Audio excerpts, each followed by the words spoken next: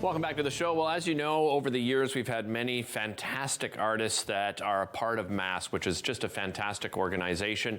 And my next guest is actually one of the co-founders of MASC. I'm joined by Jennifer Cayley, also a MASC artist as well, I should mention, a wonderful storyteller. And Jennifer, yeah, I mean, this is a great opportunity to talk about MASC's beginnings, because as I said, we've had many of the artists, but we haven't necessarily talked a lot about the history. How did this all begin? Well, it all began around a kitchen table in Westboro. Okay. And there were two of us. My partner, Jan Andrews, who many people know as a children's writer, who is no longer with us. And we started talking about the fact that Ottawa was a desert as far as artists and schools were concerned. Right. And so Jan was doing the research for an exhibition at the National Library.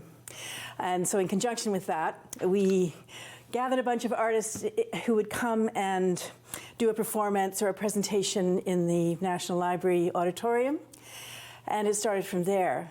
The schools were thrilled. They brought kids to the exhibition. They saw wonderful artistic experiences. And we had a very strong, back then, a very strong interest in cultural diversity. Right. So it started there. And to our surprise, I think, in many ways, it just grew and grew. Has it transformed in any way from those beginnings? Or? You know, it's an interesting question. I look at MASC and I think two things. Okay. Yes, it has transformed. It's gotten bigger. It's gotten a more diverse programming. We now go to seniors. We do the awesome arts festivals, et cetera, right. et cetera. But one of the things that I think I feel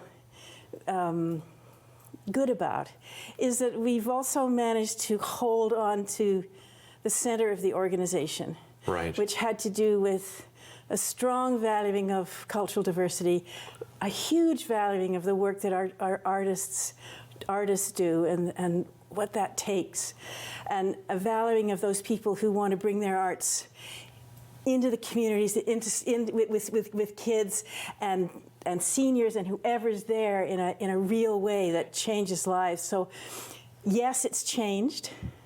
And yes, I think we've also held that very strong heart that the organization has also had. And I was thinking about this. You said you might talk to me about this. And one of the things that I think about when I think about MASC is there's an old Japanese saying about, you know you've done a good job when the people that come after you do a much better one. And nice. It's just grown and grown and gotten richer and richer. Well, and giving opportunity to artists as well, you know, Absolutely. like you saying, you know, going back 30 years ago, you wouldn't see artists in schools and seniors' homes and community centers and so forth. And on the same side of that, I think opportunities for artists has been very challenging. So it's wonderful to have an organization that gives these artists the opportunity, right, to showcase themselves. I think that MASC is definitely one of the major employers of artists in this community. Yeah, absolutely. And it's not easy for artists to stay in this community. We keep losing people to Toronto and south of the border and places like that. So the kind of work that you can do in schools can be extremely important to artists in terms of keeping them in this community. You've partnered with Winterlude. You've got some wonderful artists, including yourself as a storyteller that are going to be performing. And tell me a little bit about that partnership with Winterlude and what you're doing. Well, you know what? I'm not the administrator anymore. I haven't a clue. Perfect. But you are going to be performing, right? You are going to be storytelling. Yeah. I'm going to be storytelling, and there'll be some wonderful MASC artists there. People like Louis Mercier, Junkyard Johnny, Y. Zathananga. Just a wonderful collection of people doing a diversity of things, and I am going to be storytelling. So it's a great treat to be not an administrator any longer. I have made a vow never to write another grant and be a storyteller instead. Right. Storytelling too, as I said, it really is a performance. I think a lot of people, when they think of storytelling, they think, I think they envision, that person sitting in a chair in front of a bunch of children just reading through a book. Your storytelling is much more than that, isn't it? Well, I think reading to children is very important, of course, but what I do is different for sure. I don't have a book. It all comes out of my mouth into your ear.